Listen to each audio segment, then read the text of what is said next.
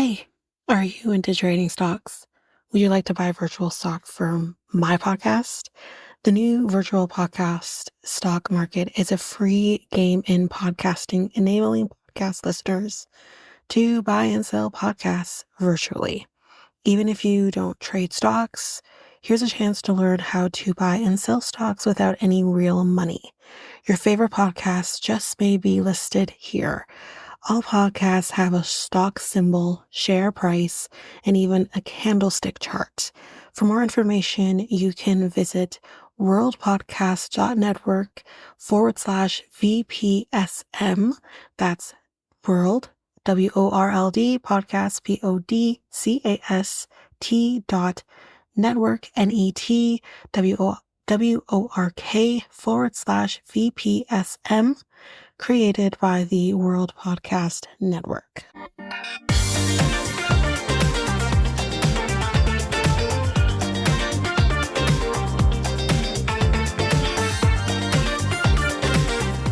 Welcome to Reality Tea Times 2, the podcast where we discuss all the trash reality TV we love to hate. I'm Tanika, and today we are going to be doing our, drumroll please, B90 Round Up. We're going to be talking about that. But before we do, we're going to do some hot goss in the beginning. So this is Golden Bachelorette related. This is pertaining to Mark. So here's where we go. So I did kind of talk about this briefly in one of the previous episodes, but we're going to go a little more in depth here. So Mark was recently photographed with someone by the name of Barbara Woods, who is a TV actress known for her work on the series One Tree Hill.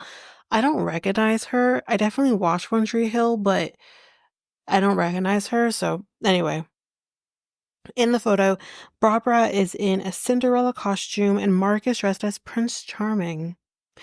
Some fans of The Golden Bachelorette and One Tree Hill were excited about the potential match between Mark and Barbara. The post currently has around roughly 5.4K likes, and Barbara's caption reads, quote, "When Cinderella and Prince Charming have a baby." Well, in the picture, we're gonna talk about that. This has to do with the picture. For the people who've seen it, you know what we're talking about here. But Mark and Barbara have neither confirmed nor denied the relationship status. There was even some online speculation that the photo was a publicity stunt designed to set tongues wagging, which definitely happened. Mark and Barbara appear to be just, but at this point, it just appears that Mark and Barbara appear to be friends.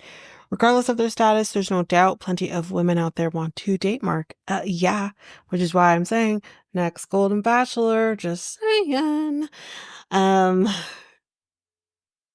So just to reference that baby thing again, the baby reference is to her daughter, Natalie Allen Lind, who is also in the photo dressed as a Star Wars character. She looks like Yoda. So I'll post the picture to their socials so you can take a look as well. And that's basically that. So this next piece of hot goss is a bit of a more sad update. Not like really, really sad, but sad update. So apparently, first of all, David from David and Sheila of last season's B90 was he announced that his mom passed away, which sorry for his loss. But he also shared a little bit more sad news as well. This time it was concerning his relationship with Sheila. The couple was last seen, as we know, on B90 season 6. So that's in case anyone doesn't remember. Very heartfelt. We all loved them. David revealed that he had applied for Sheila's K1 visa, but it would take at least 2 years to be approved. Not 3 or 4 months, as Sheila had hoped, as this was during the season. But as we know, the couple decided to stay together. Recently, David shared a picture of himself hanging out with his friends, seemingly coping well after his mother's death. Fans were happy for David, and one Instagram user named @Tammy I'm Lovin' Life asked when Sheila could join him in the States. David replied to the comment revealing heartbreaking news, responding with, "I have to wait." David and Sheila's relationship may be in jeopardy as they spend more time apart, which I think is understandable sometimes. It's tough. The reliance on messaging to communicate and Sheila's trust issues could further complicate their long-distance relationship. Again, this is according to Screen Rant. So, recently, the couple has also stopped sharing many romantic pictures together on social media, suggesting that they have hit a rough patch in the relationship or they just haven't seen each other. That's also potential. It's possible that either one or both of them are considering ending the relationship to potentially end the relationship, but and maybe withdraw that K1, but I guess we'll see how that goes. I will hope that they don't do that, but sometimes things are just a little bit out of your control. Next piece of hot goss. This is the last piece we're going to do. This is more on topic of what we're going to be talking about today, and this is respect with Renee. Now, I am going to giving all the credits to the people who deserve the credits and bringing this to my eyeballs. Letitia, one of them. She sent me the post. It's on Instagram. Thank you so much, because I probably would never have seen it otherwise. But this was posted on Instagram by 90 Day Fiancé Alexa. And sorry if I said that and all your Alexas went off. So Renee's ex-husband has apparently spoken out. He's completely anonymous. He's chosen to not say who he is, which I think is probably for the best.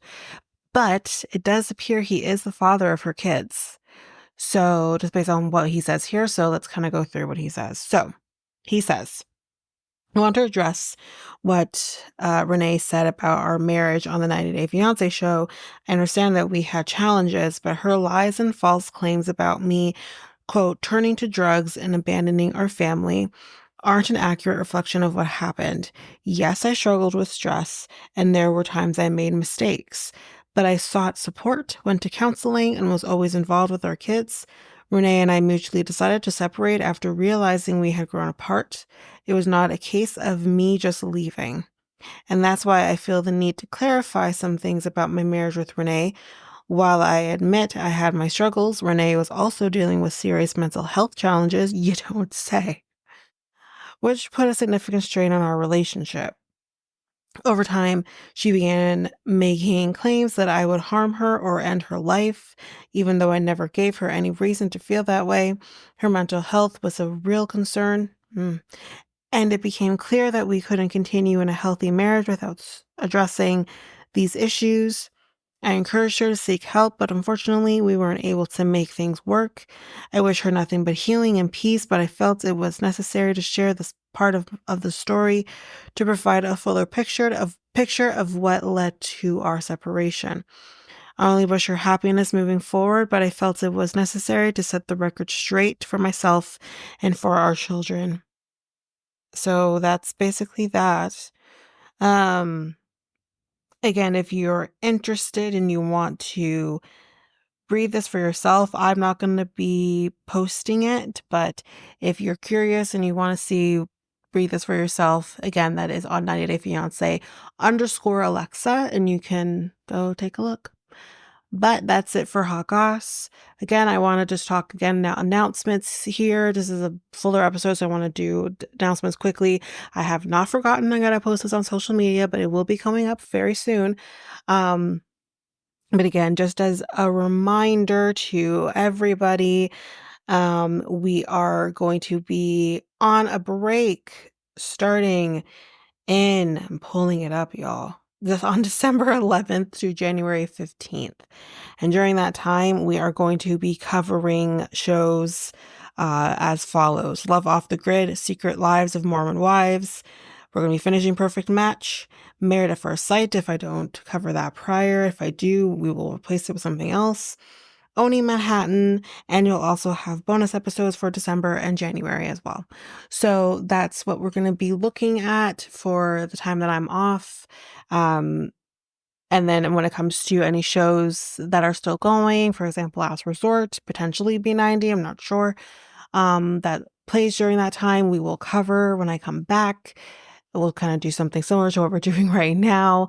And then with any shows like Below Deck, that will not be covered while I'm away. I have not forgotten Below Deck, but I'll get to it eventually. I think we'll just skip the next couple. We'll skip last week, this week, and then I'll get back on track with Below Deck. But that's basically what's going to be happening. If you want the full extent of what that is, if you want to peer that, it was on last week's Toe episode. I can't remember which one that was now. The last one, I believe. Or was it this week? It was this week. I apologize. So it would have been this week's episode of Toe, and it was the 500 Days of Bummer episode. That was the episode where I went in full detail as to what the time off is going to look like, the schedule and everything. It's all there. And then I'll also be posting it to the socials. I'll probably post it to the website as well. So it'll be there if you want to know the full details as well. So that's basically that. Without further ado now, let's head into the reason that we are here. B90 Round Up episode. We're going to be covering episode 6 to 10 in this episode. So we're going to be doing couple by couple the main parts that have happened throughout, and then we'll kind of get back on track. But you probably will not get the next episode. I'm working on episodes to probably get them next week. We'll try to see if I get them on Monday, but we'll see how it goes. So let's get into it. Let's start with the heavy hitter, and that's Tigerlily and Adnan. It's always for me. I cannot love it. So first thing happens in this that I kind of want to talk about. Tigerlily's taking 4 hours to get ready to go to Pitra. I think is how you say it. Why does it take 4 hours? I mean, when she came out looking like afterwards, I'm like, that took 4 hours? Like, I'm sorry. Like, I don't want to be mean. She's a gorgeous girl. But 4 hours? Like, are you serious? Like, and he's pissed. His brother's pissed, being like, be the man. And it's just, and he's like, shut the fuck up. And then he's like, you took 4 hours. It's like, really? I'm confused about where you stand here. But yeah, then both the brothers here fight about what Tigerlily's wearing. Because she's wearing a slightly low-cut shirt. It's not ridiculously low-cut, but it's, obviously in Islam, it's still low-cut. And they're fighting about, oh, you can't wear that. Like, the brother's like, oh, you can't wear that, And he's like, she's my wife. I'll deal with it. You don't need to deal with it. He's like, but yeah, she's my sister-in-law. He's like, I'm her fucking husband. Like, I'll deal with it. And he's like, you can't wear that. It's just like, the mess of these people. I'm telling you, we're not even at the messiest parts yet. But yeah, she gets upset because, the next thing that happens here, when she gets upset that we shook Shay's hand, and she's like, so, like, you can, like, shake Shay's hand, but then, like, I can't shake Cruz's hand, like, why can't I shake Cruz's hand, but, like, you can shake, like, Shay's hand, like, no, I'm pissed, like, no, don't touch me, I'm pissed off, like, I'm gonna have to have a BF, like, really. And if you don't know what a BF is, I advise you go head over to White Chicks where they'll tell you what a BF is. So, yeah, she's just like really upset about the handshaking. She's like, no, let go of my hand, okay? Like, don't touch me. I feel betrayed. It's like a double standard. And, and he's like, but they're like my brother and sister. Okay, well then, wouldn't she can't touch your brother's hand, and that's her brother-in-law, but you can touch Shay and Cruz's hand, but Cruz not the issue, but Shay. And she's like, but like your family like didn't shake my hand, and like, cause like I couldn't shake their hand, and like I'm so angry, like, and he says I'm so stressful. Yes, she would agree. You're very stressful. And she's like, and he's like, I don't like your face. He's like, you not like, you don't like my face now? Like, you don't like my face? Like, What the fuck? Man.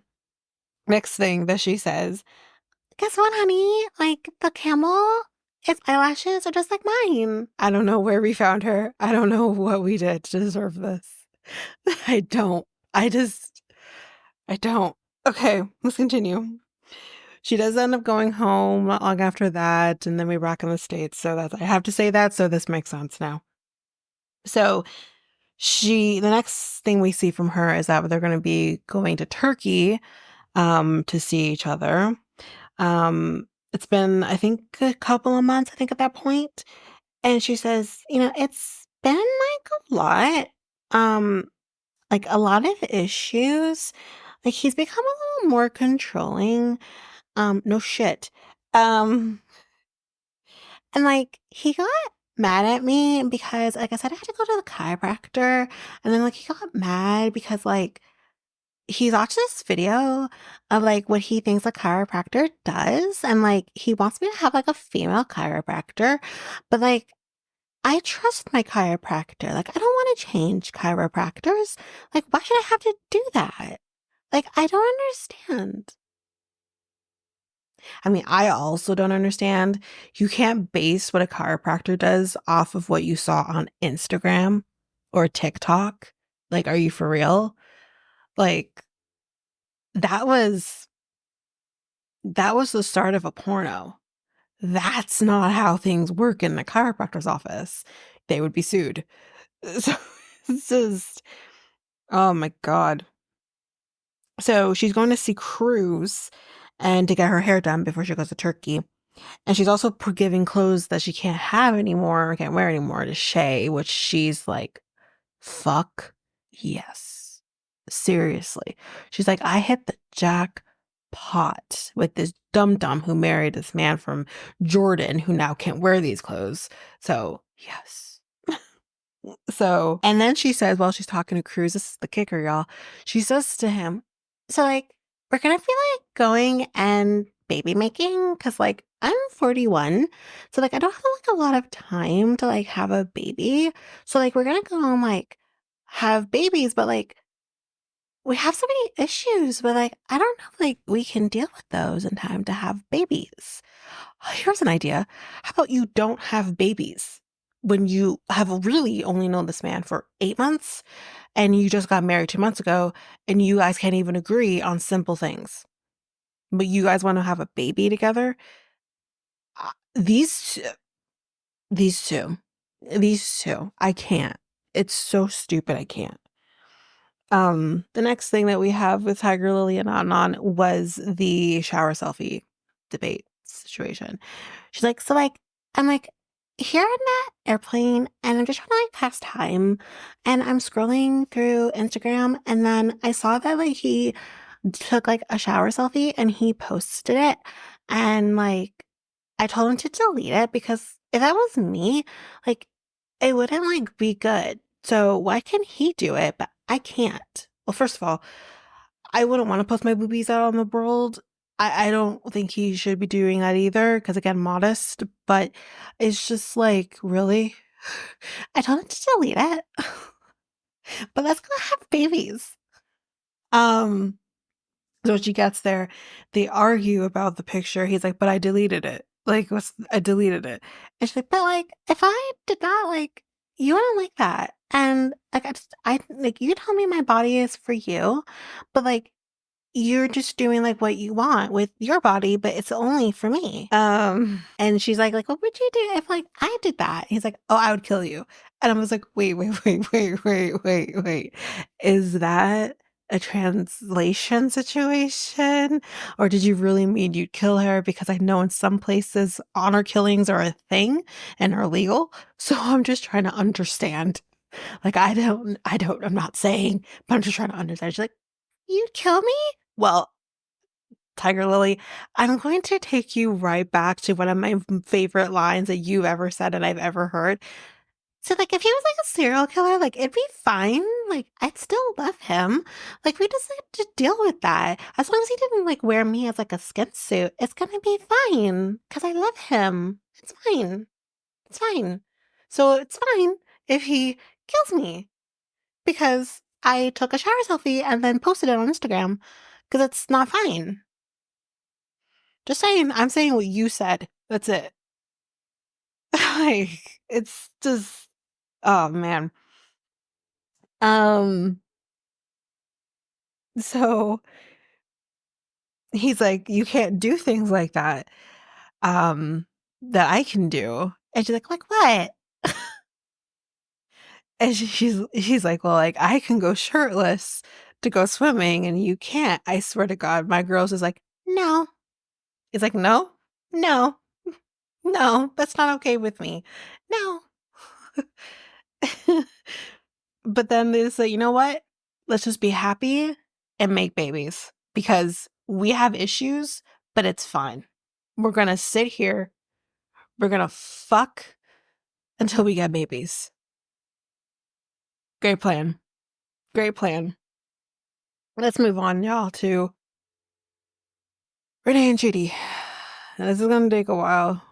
Bear with me. So, chickens have personalities, she says. And I'm just like, oh, okay. I think most living things have personalities. Like, I don't actually debate that. It's just coming from her. I'm just like, are we good? But the answer is no. Anyway, she then says later on, I'm getting this dark energy from Victoria. There's just something there. And they go and have dinner. They're eating, I think it's called gari. And it's very spicy for her because some people can't handle spice. And I leave it there. Victoria asks, so, what do you cook in America? Oh, oh, we don't really cook in the States very much. We got prepackaged food. I don't cook. And I said, ma'am, speak for yourself. I know there are plenty of people in the States who cook their own food, um, and don't just buy prepackaged stuff, hot pockets and whatnot, like you just mentioned. So for her to sit here and be like, we don't cook in the States, I'm like, no, no, no, that's not true. That's not true at all. Like, no.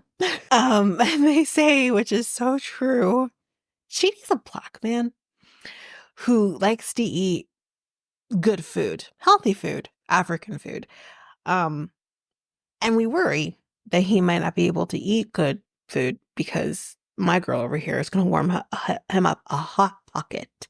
Hot pocket. I have nothing against a hot pocket. I personally have not had a hot pocket since I was in elementary school. Hot pockets, like, no. Like, it's just no.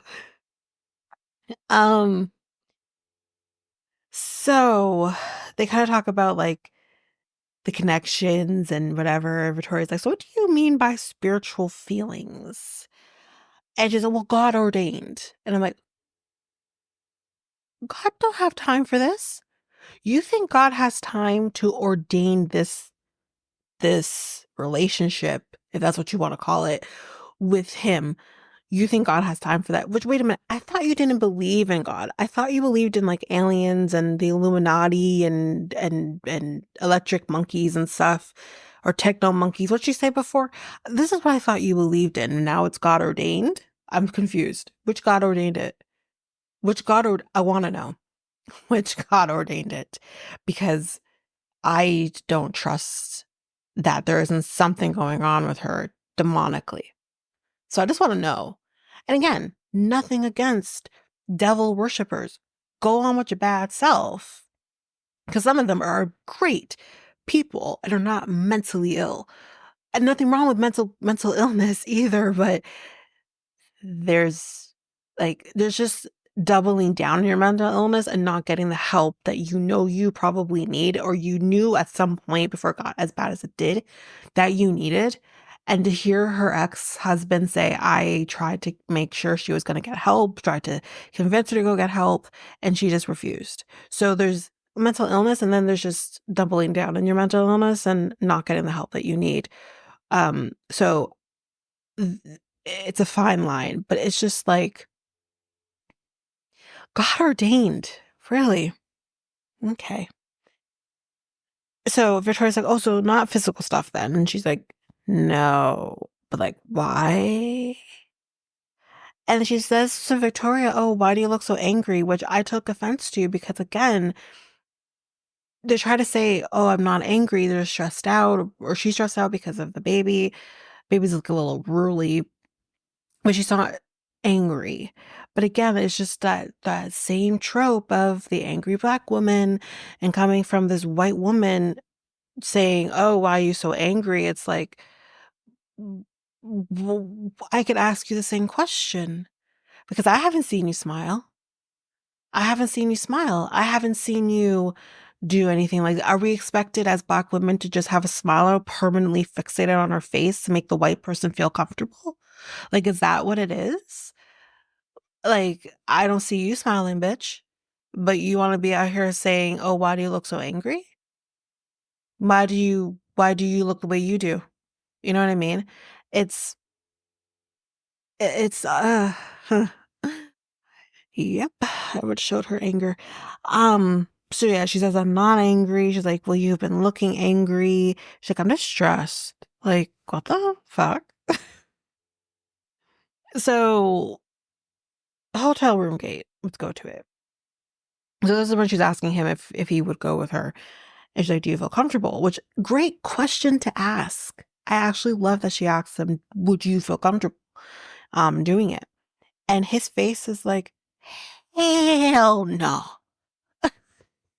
He's like, "This bitch just said she's gonna do human sacrifices on me and shit. So I'm gonna use my orgasm to summon some demon." No. The answer is no.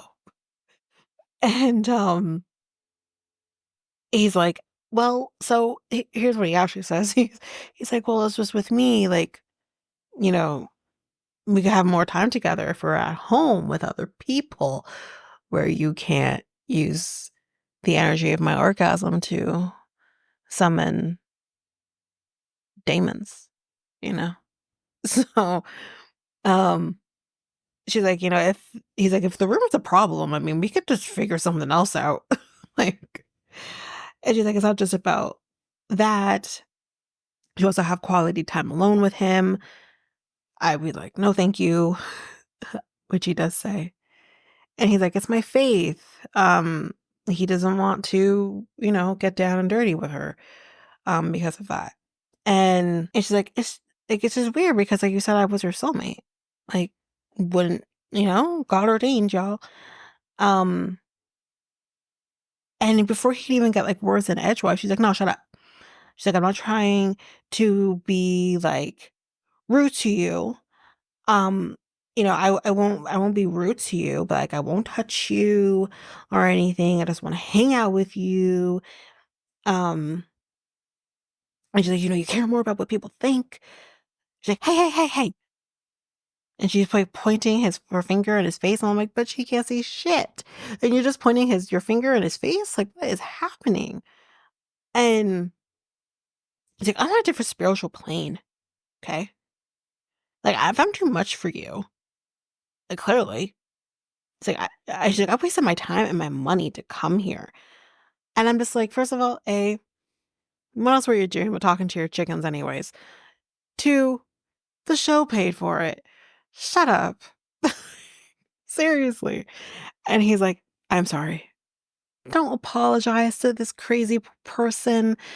Don't. Just don't." Anyway, and we go on with this, and she's like, "I feel like I'm an intruder in your pants and the house." And this is the fight that's in the house. And Bernard just comes strolling on in, and he's like, "What the fuck is going on?" And she says things like, "Play with yourself. It's all you do, anyways." And Victoria is an intruder, and I'm trying to break him free. Did he ask? Did he ask? Did he ask to be broken free from whatever thing you think he needs to be broken free from? Like, you're not a savior. She clearly has some sort of savior complex. You're not a savior. You're just this crazy woman that he was trying to have some sort of relationship with. I don't get it. But that's all this was. You're not a savior. He didn't ask for your help to break free from all he wanted to do. She heard Ariana Grande's song Break Free, and she's like, I'm going to do that one day. Yeah. So then she says to him, there's a reason. There's a reason that I felt like that way about sisters. This is it. She's like, I was like, that doesn't actually help your case because, like, Victoria didn't start anything. You did. I'm just saying. So, and then she's like, shut up, Chidi. Then Victoria comes in with the baby at this point. The baby's had it. She's like, baby's like, why is this crazy ass white person in my house? Anyway, baby comes in and she's like, he yelled at me. And I'm like, wait a minute. Who yelled at you? She's saying Chidi yelled at her. And I'm like, Chidi did not yell at you. She kind of sounds like my brother who is always like, why did you yell at me or some shit? It's like, who yelled? Anyway, Victoria's like, you talk to him bad and you're delusional. That is true. She's definitely delusional. And then she's like, you better stick up for me, Chidi. You better stick up for me. I told you. I I had feelings about sisters. This proves it. She's like, when Earth first started, it wasn't a program. Welcome to your program. And I'm like, I want off the program. I didn't ask for the program. I don't like the program. If I was in this house, I'd be like, you can take your program elsewhere. I didn't ask for it. Anyway, Victoria's like rolling her eyes and she's like, you see, he's rolling her eye. Yeah, that's the program. In your words. Then she leaves Chidi, she leaves. She just leaves. And Chidi's on his own.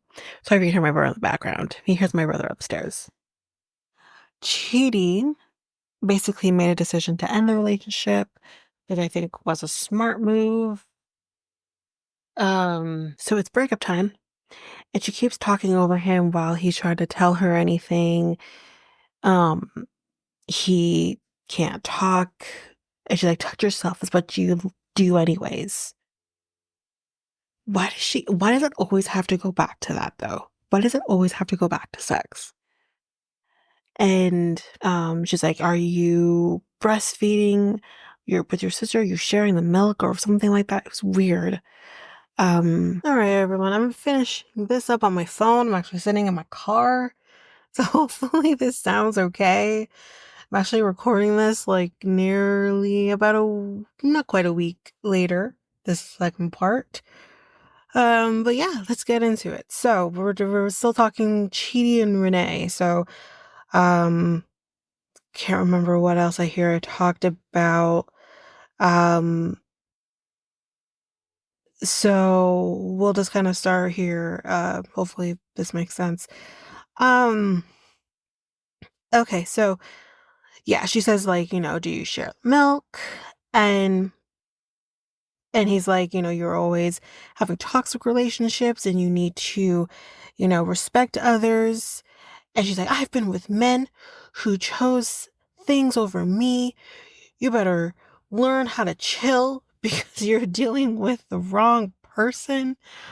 I'm just like, we'll talk about that because I did say I do remember I'm going to talk about it here or did I already do it? I did already. So we talked about in the beginning about Renee, his ex-husband who came out and said it ain't like that. So anyway, so she basically then says, you need to look inwards, and I'm like, so do you. You also need to look inwards. Like, what is happening here? And she's, are you doing this for a visa? Which, again, I highly doubt he is. I don't think he gives a shit about being in the States, especially with this situation. And he's like, well, listen, here's the thing. I agree with him on this. I'm like, that's a good point, Chidi. And I did say this before. If I wanted a visa, wouldn't I don't know, have sex with you? Because I'm going to put everything out there to woo you into getting me a visa? Exactly. He's like, I am an educated person. He's done everything that he needs to do to better himself in life. And he said he had no intention of leaving Nigeria. He's quite content. And he's like, I don't need, a damn thing from you, basically. He's like, I will not sell my soul for a visa. And I believe him. And he's like, you never heard me out. I don't want to fight. And you're still like, I think like she's just talking over him. Like she doesn't give him a chance to talk. And again, I think that's just the respect thing. I don't think she respects him. I think I did talk about this a little bit with Letitia on the Sister Wives episodes, but it's just like, she doesn't respect him. And she's like, I'm listening and you're not saying anything. No, you're not listening. And every time he does try to say something, you talk over him. It's just ridiculous. She's like, if I'm too much, I will withdraw myself. And he says, without even a skip, beat, or thought, he's like, I'm okay with that. Damn. And I think he says, I wish you the best. And I said, okay, Sean Robinson. Okay. Anyway, that's it for them. That's our roundup on Chidi and Renee. Let's move on to the next. Give me a chance here, guys. Have my notepad up against my steering wheel, so let's do this. Loren and Faith is next. And I don't have a lot really on Loren and Faith in this roundup. There's more to come. Like, I don't know, let's marry your mom. This fucking guy. Anyway, we'll talk about them in another episode. So she says basically, because of, your pus-filled penis, let's just be friends for now, because you've made choices to have a pus-filled penis. I'm sorry, everybody, but the fact that you've done that, we're going to leave this here. So basically then, in the next scene, even though just now she says, let's just be friends, she literally in the next scene is like, hey, best friend, let's go meet my family. What? I mean, I understand, like, you've already planned this. You don't want to not do this.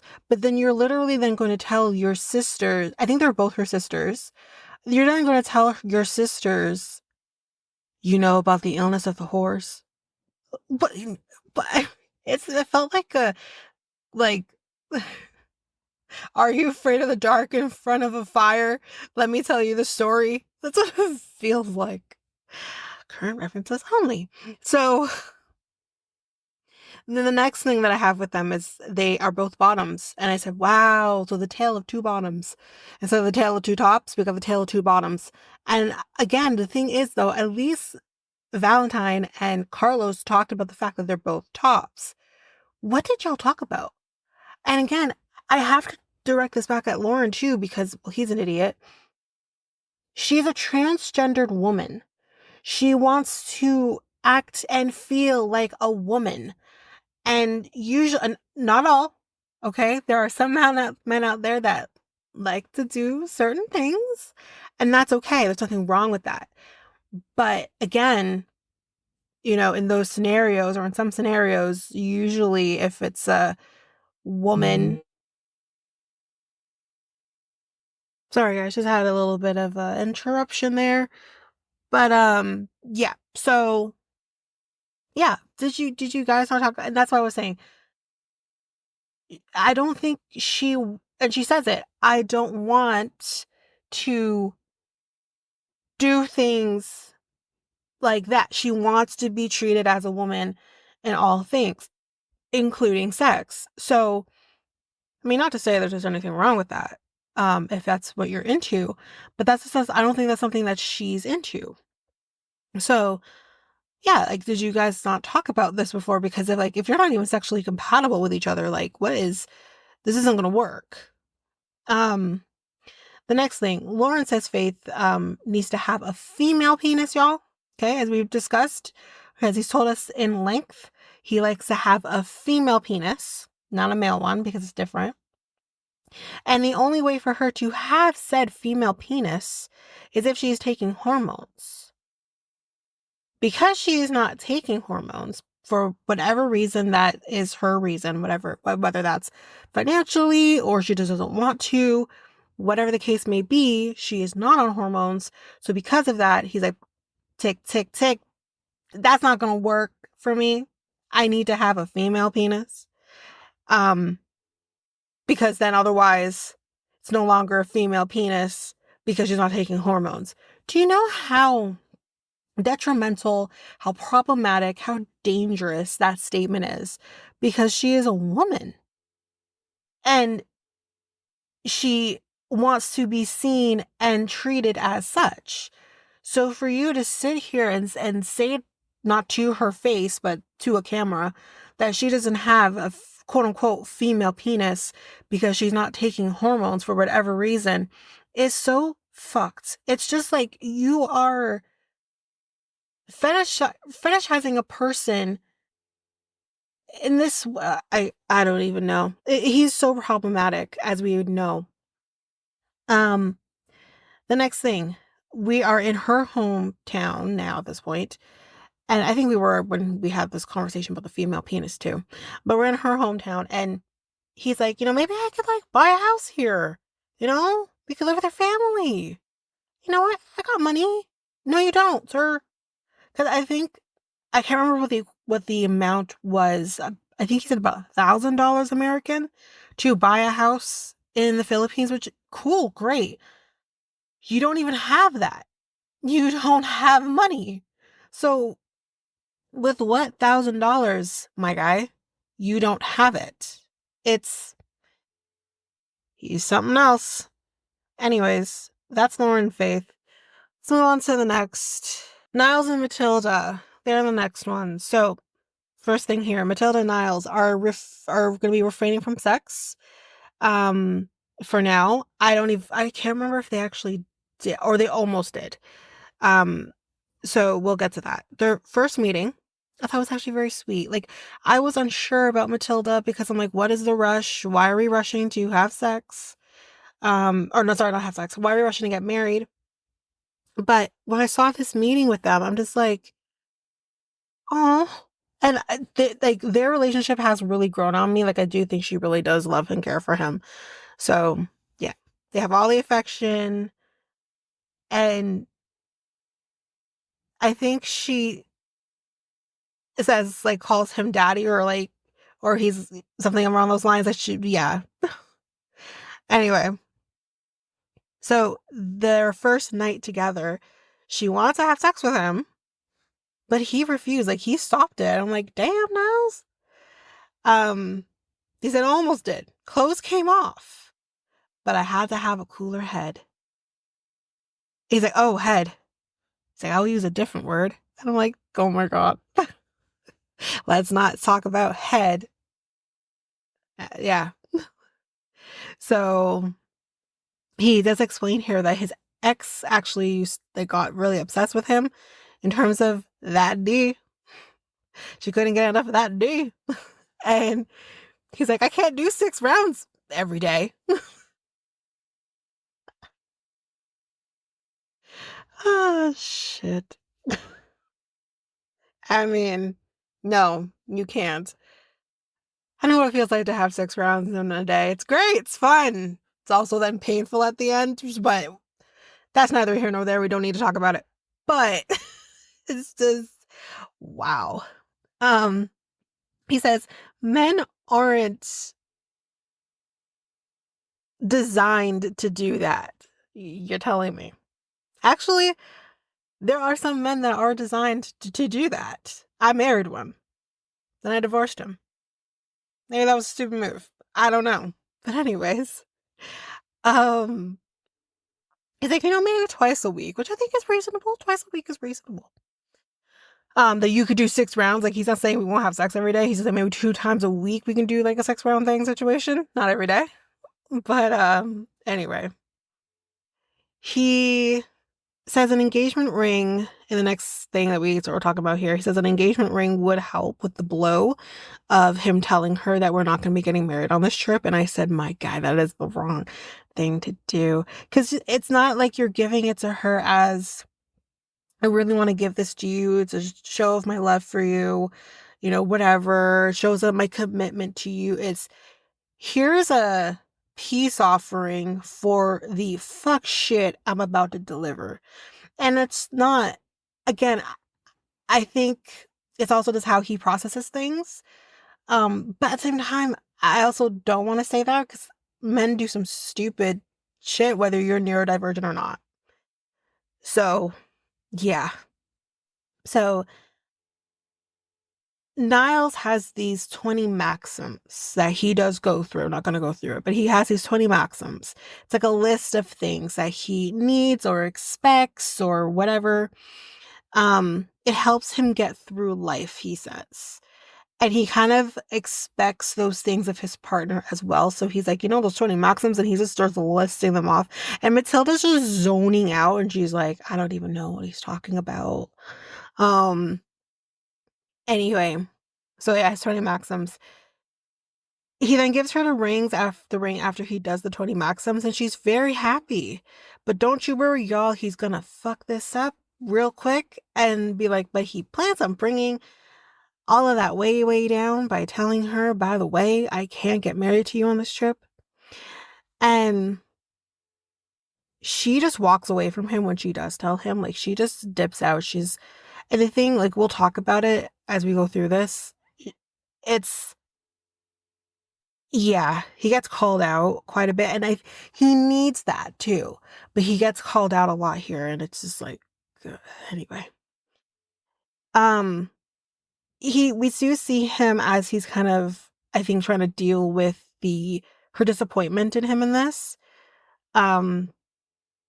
He kind of alters the truth of kind of what happened, or shapes it to what makes him feel a little better. Saying that he told her that he wasn't going to get married to her on this trip. And it's like, but no, you didn't. Don't make me feel crazy, because you literally said to us in the beginning before you went to Ghana that you hadn't told her. You told co-workers you hadn't told her. And your co-workers told you gotta tell her before you go. And you were about to tell her and then chickened out. We saw this happening. And the producers say, you didn't though? You didn't? Actually, like, you didn't tell us that? And we see him just actively shut down. And like, his head's heading down. And this was something that I saw, like, not so much now. My brother doesn't care anymore. He'll fight back. But just letting a pure layer truck drive by. He we see him shutting down. And that's something my brother did a lot when he was younger. He would have, it would be different situations, but he would maybe have a moment or whatever, and then when he was faced with what he did and it not being great, he would do the same thing. He would shut down, hang his head down. That's what he would do. And it's because it's like they realize that they've been caught in something. They realize what they kind of done here is wrong. And it's that shame. The shame just kind of doesn't allow them to talk through it. And it's, yeah, it's good to see, because we have what I'm loving about the show. There's a lot to not love, but that I'm loving about the show is that they are really being inclusive of everybody. And we have seen more than one person on the autism spectrum with Niles now. We've had, what's her face? What's her name? Statler. And we also had it with, the other girl who was in, England. What was her name? She was with, Christian. What was her name? Cleo. Cleo? Is it Cleo? Is that right? Am I saying that? Is that right? I think it's Cleo. We're seeing the spectrum, because autism is a spectrum, and we're seeing the spectrum of not one person is the same. And that's kind of what I love about the show. Okay. So he says, listen, let's do the knocking on this trip. the knock door on this trip, which she says would be breaking tradition because it's not typical to do the knock door and then not get married maybe within a week or 2 weeks. We're talking here a few months. So she's like, that is breaking tradition. That has never happened before. So that will be interesting to see.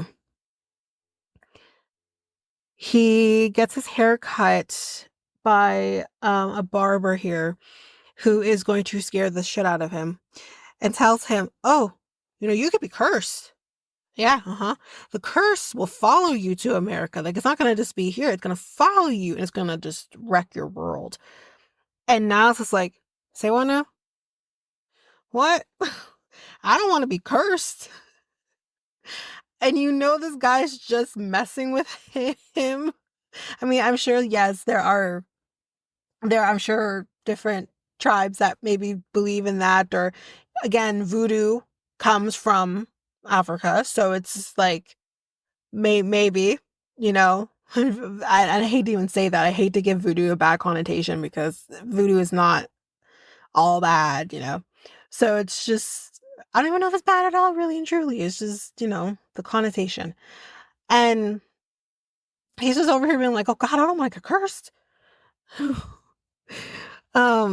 Then we kind of see them have the knock door, and the question is well, do they accept that he would marry her or sorry, they do accept him not getting married to her on this trip, but that he has to come back in 2 months and marry her.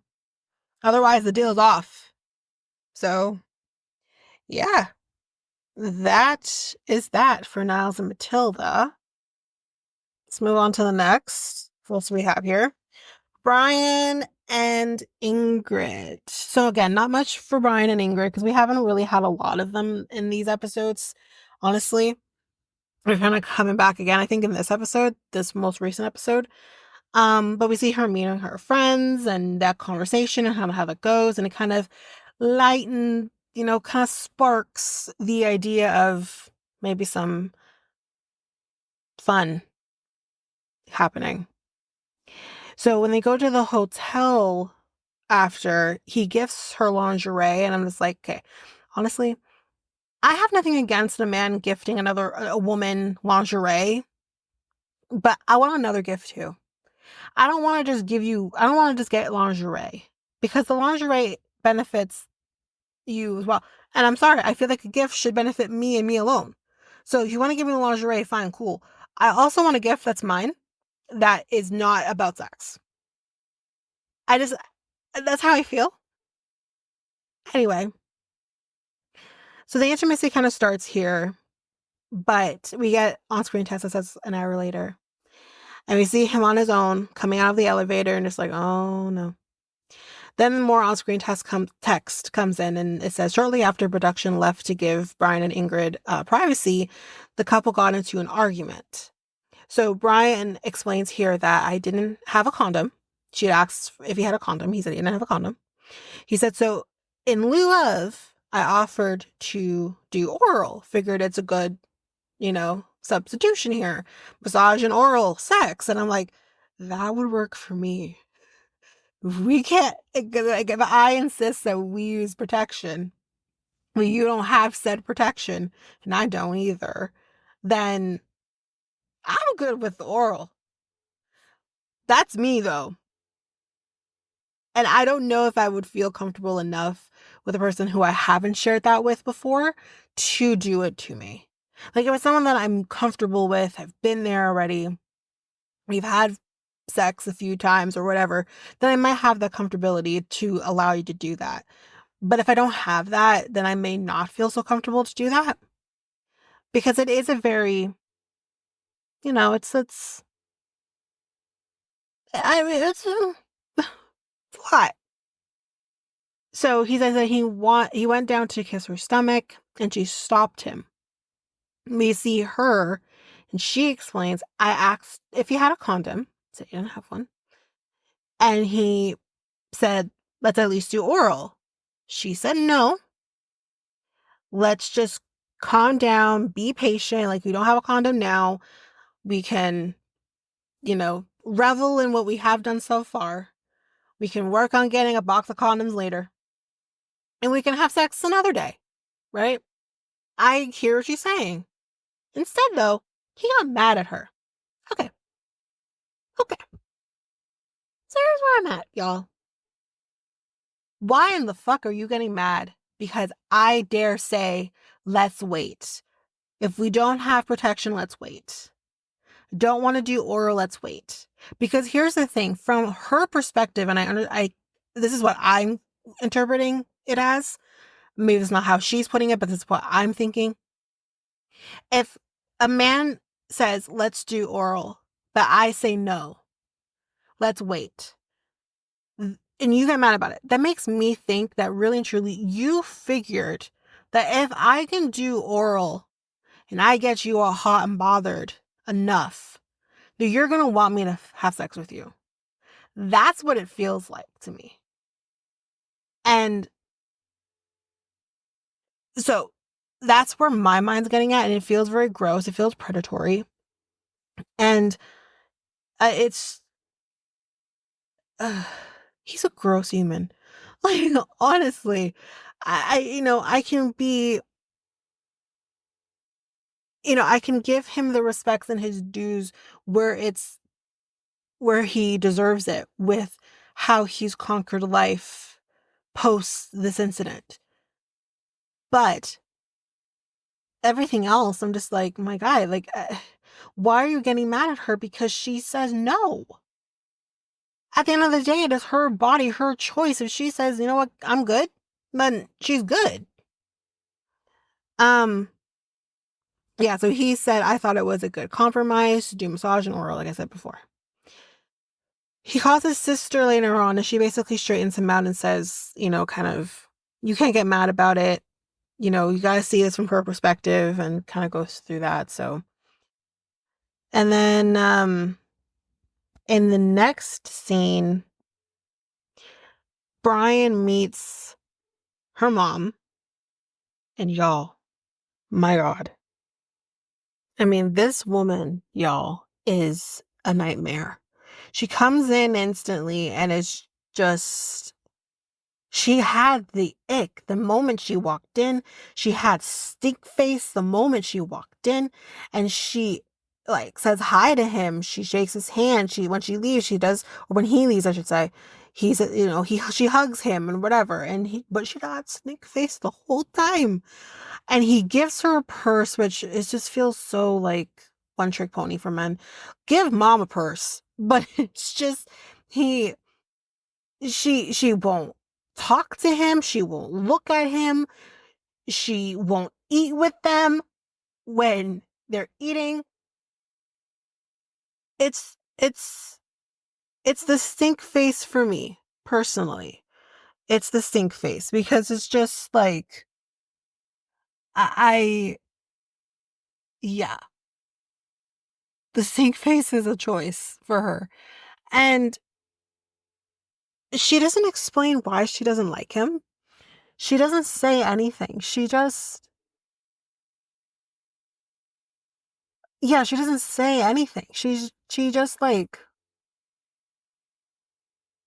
when they question her, why don't you like him, or what's bothering you about him, she doesn't say anything. And I wish she would have, because it makes me think that the only reason she doesn't approve of him is because he's in a wheelchair. Because if it was that he was an older man or something like that, I can understand that. She's 30 something, he's 50 something. I get that and I understand that. And I think even Ingrid could understand it. I think even Brian could understand that. But the fact that she doesn't even say that, she says nothing. It's just like, that's garbage to me. Like, I'm not saying, I don't think it should be easy for him. I think he's a gross human being. We've talked about it already. It's whatever, but I'm not saying he's a gross human being because he's in a wheelchair. He didn't ask for this life. So it's really gross to me if that is why. And I did love that Ingrid kind of spoke up to her mom and said, like, that was a little rude. Like, why did you act like that? So, but anyway, that's it for Brian and Ingrid. Nothing else to really say about them. Let's do some Veah and Sunny. Y'all. Y'all. Whew. Buckle up, y'all. I've been waiting to talk about this. I've talked about it a little bit with Letitia, but we're ready to talk about this. So, when we kind of just left off with, we haven't talked about them since she landed in South Africa. And she kind of says to Rory, listen, I'm going to text you 777. Okay? 777. If there's one less 7, you can't go. If it's one extra 7, you can't go. 777. And apparently he's like, this is why I broke up with you. This is what he says. This is why I broke up with you. She's like, actually, I broke up with you. And I said, why are we arguing about who broke up with who at this point? But if you're wondering what 777 means to Veah, well, 777 is her lucky angel numbers. And he probably knows that. And I wrote, well, your angels have failed you, my girl. They really have. They have failed you miserably. Okay? Anyway. I did say their first meeting was very cute. But with the emotional support Rory hanging out in the background, it's just, yeah, clouds it a little bit. Meanwhile, Rory, while he's waiting in the airport hiding out, he's like, what the fuck am I doing? Why am I here? And he's like, I'm hiding out in the airport from this kid. Like, he keeps saying this kid, which I hate that, but he keeps saying that. And when she goes to his car, she doesn't realize that the car is on the steering wheel is on the opposite side of the car. And I was like, oh my God. I mean, I haven't set foot in South Africa either, but even I knew this. You know what I mean? Like, okay. Anyway, let's continue. She done tax 777, so Rory is a free man. And then the next thing that we're going to talk about, the only thing I care about is when Sunny finds out about the emotional support Rory. And he says, you bring your ex to South Africa? You're out of your mind. Then we get an on-screen text that says, during a break in filming after they did the gondola ride, Sunny saw a photo on Veah's phone of her and Rory traveling to South Africa together. You stupid, stupid, stupid bitch. Don't you have secure folders on your phone? Like, I don't know what the equivalent is on an iPhone, and I think she has an iPhone, but on an Android, we have something called secure folder that you can put things into and no one else can see. And then you can hide away that secure folder so they don't even know that it exists. You know what I mean? What is happening? Like, and he's like, I don't want to see your face. Don't touch me. Touch him. And she's like, I brought him to support me because she needs her emotional support, Rory. And he's like, she said to him, I was going to tell you tonight. Were you though? Were you? Because I don't know, man. I think if she thought that the moment was wrong, she wouldn't have done it. Anyways, she's like, we're only friends. Like, she's like, I don't want to be with him. If I did, I would have. Like, we're living in the same country. And I'm like, that doesn't help things. That doesn't help. Don't say, oh God. He's like, I came here for you. She says, no, go home, go fuck yourself. And I'm like, damn. Like, the man said Audi 500 and he was out. Like, he wasn't even mincing. So she says, I am not going home, and she's crying, and he takes his stuff, and they get to the hotel, and he dips, like I just said. And that's basically that, because I need to talk about this other thing. We again talked about this before a little bit, but the Apple Pay gate. This girl goes to buy what she was, I can't remember what that she was gonna buy. And she has, like, her thought, what does she think before she says things? Like, does she just think that everything is the same everywhere in the world?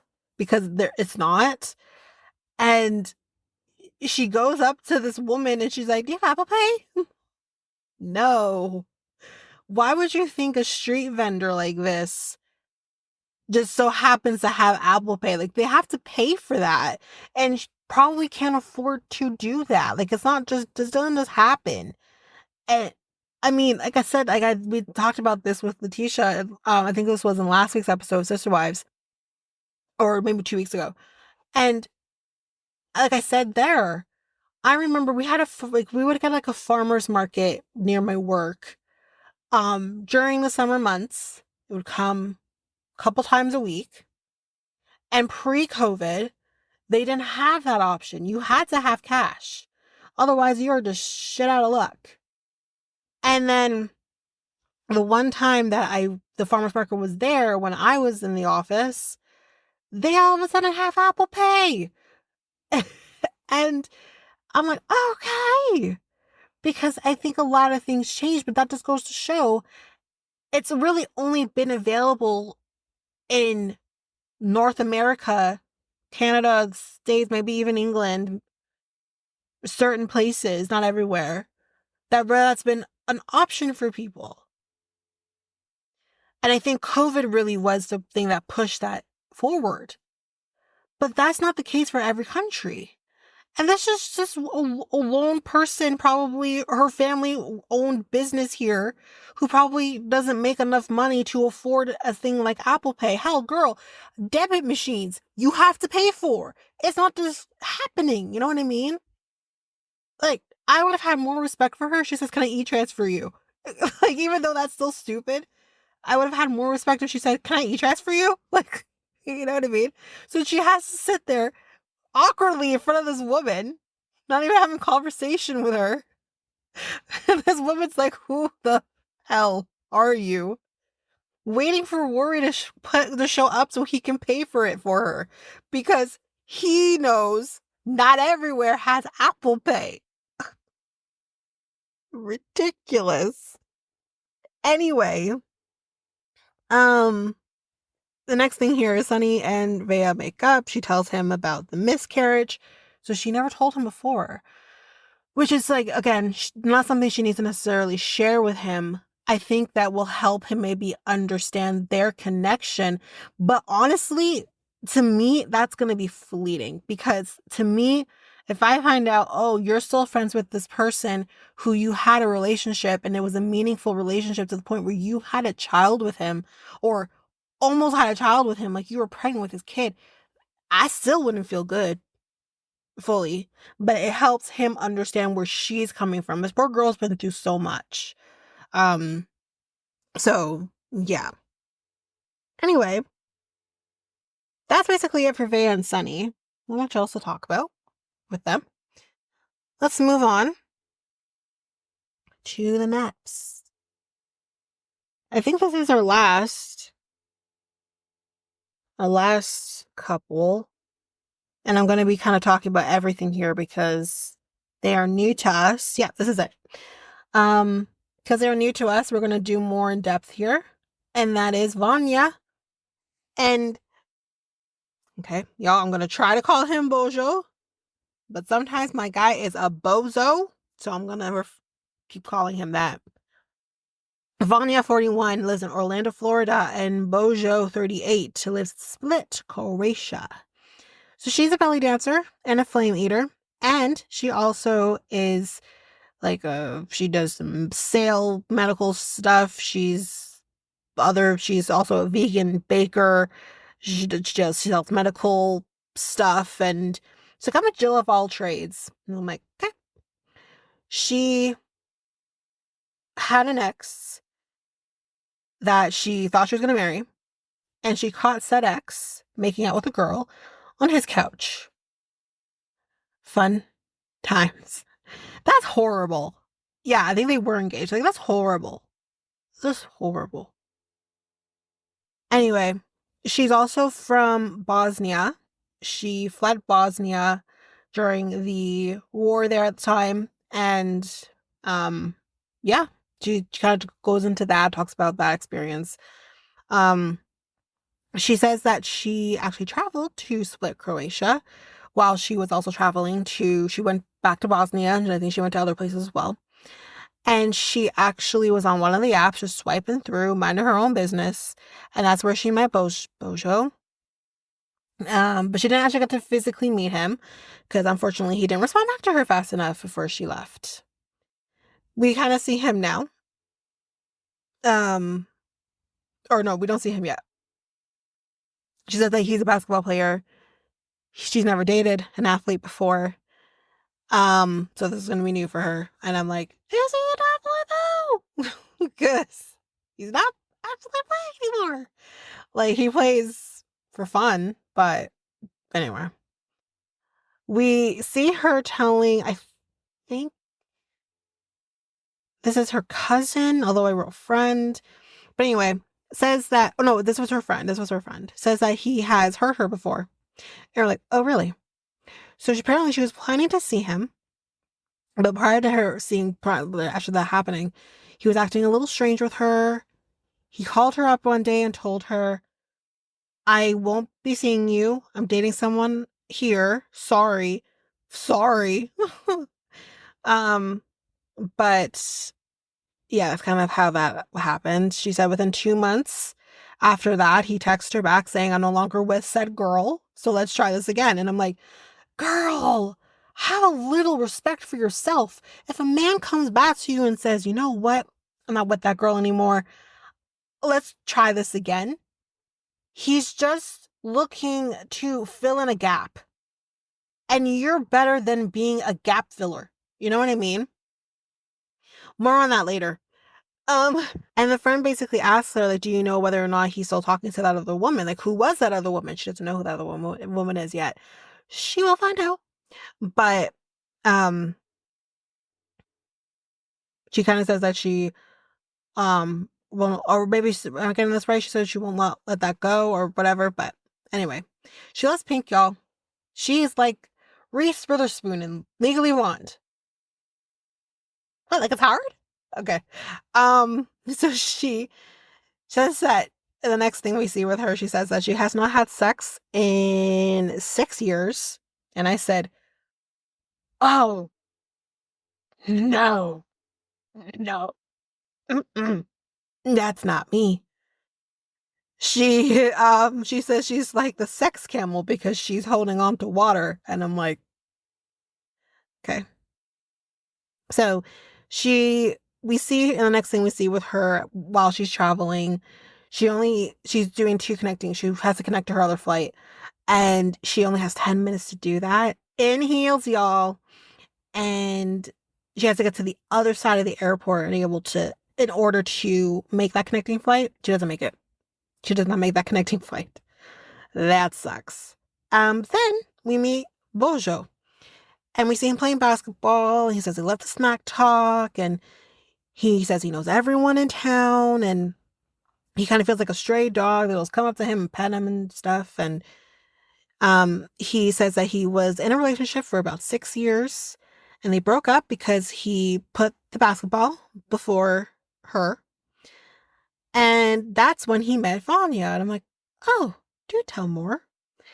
And he mentions that he froze the connection. I like that term. Froze the connection when he tried to get back with his ex. And I said, oh, no. And he compares himself at one point to the greats of comedy, like Eddie Murphy. And who else did he say? Eddie Murphy's the one that sticks out. I don't know who else he said. Adam Sandler or whoever else that. I mean, I don't necessarily consider Adam Sandler like one of. He's great, but not like the great. You know, like, yeah, the greats. And I said, sir, Eddie Murphy will never be. Ever. Ever. Okay? Anyway. He said the only difference between him and those people is that he lives at home with his mom and his aunt. And guess what, y'all? His mom and his aunt really want him out of the house, though. They want him to get married. They're praying on it. They're like, make this happen. They also don't even know that Vanja exists.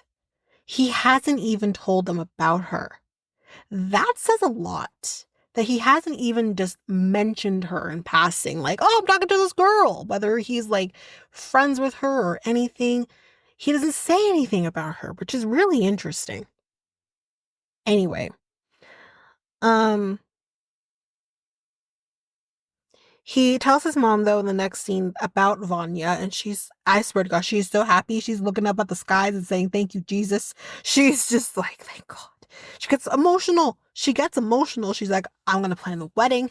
We're going to have everything catered, cake, everything. We're going to do this. Like, she's planning the wedding. She's visualizing the wedding in her mind. And y'all, we'll get more into that, but honestly, Mom, it's never going to happen. You want to know why it's never going to happen? Because your son is incapable of commitment. Okay. Um, and then she kind of asks, like, does she know that you're jobless? And he's like, I don't think she does. And I said, so we're just keeping secrets left, right, and center with the women in your life. Okay. More on that. Not so much of the job part, just the secrets. Or telling people things that he should have just told them before they landed in Split. So we then see them finally meeting. He got her a plant from the garbage. He went garbage diving and found a plant. And he's like, this'll do. If I knew my man garbage dived for a plant. Okay. We then see him taking her to a cooking class, a date, and he tells the people there, oh, she's just my good friend. And she says, pardon? Did I come all the way from Orlando, traveling in my heels, miss my flight by a minute to just be a good friend? I don't think so. And we also find out here that he's not going to be staying with her in the apartment she rented. She's a little upset about that. But again, you're thinking, okay, maybe he's just trying to warm up to her and it's fine. Like, it's not a big deal. You know, at least at some point he might stay over. I don't know if that's ever going to happen. Because he tells her the next day, oh, by the way, I'm not fully in this like maybe you might be. Like, I don't really see the romance there right now. Like, he's basically saying, I'm not attracted to you. And that's such a blow. That would piss me off. What a dick move. But that's why his name turned from Bozo to Bozo. Because he's a bozo. Anyway, that is it for this episode. That is it for the roundup. We are going to going to try to do another full episode of the last week's episode, but if not, it'll be a quick episode again, and then we'll do a full episode of the one that just passed. We'll see how that goes. But that is it for this episode. So if you like what you heard, please rate, review the podcast on either Apple Podcasts or Spotify. Also, don't forget that you can also share us with everyone in your life if you really love this. And I do want to read those reviews. I'm definitely getting 5-star ratings, but I want to read those reviews. So send me those reviews and I will read those 4 and 5-star reviews on the podcast. Also, we're on every one of your favorite podcast apps. Every one of them, including you can find us on YouTube at Reality Tea Times 2. If you want to connect with us, you can do so by going to either Facebook or Instagram at Reality Tea Times 2. You can also find us on Twitter, TikTok, Reddit at Reality Tea Times 2 Pod. We also have our email, which is at realityteatimes2 at hotmail.com. Definitely want to hear from you guys. And we also have our new website where you can listen to all of these episodes. You can review the podcast on there as well. You can connect with me in any way, all the stuff. It's all there, and you can find me there at www.realityt2, all spelled out, .podpage.io. It's there. And don't forget, I also have my other podcast with my friend Mikkel, Next Take Podcast, where we talk about all kinds of different topics. But you can find us on any of your favorite podcast apps over there as well. Or you can also go to YouTube, and you go to Next Take Podcast, as well as our website, which is solo.to/Next Take Podcast. So yeah, there's that, and that's basically that. And again, don't forget, if all of this information is overwhelming, we do have all of the links, everything in our show notes. But that is it for now, guys. Thanks. Bye.